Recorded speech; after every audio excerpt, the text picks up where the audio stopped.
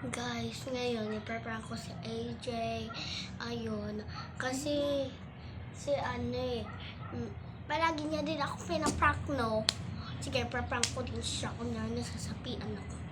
Tignan natin yung action. AJ! Ano yun, kapatid? Kumuha ka nga ng tubig. Sige, kapatid. Ito na, mag-start na.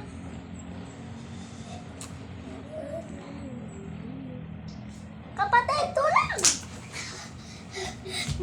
Kapatid. Dadali ko sa hospital. Sumunod. Please.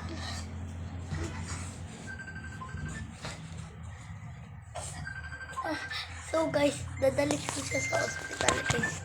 So guys. Diba guys? So, It's a prank!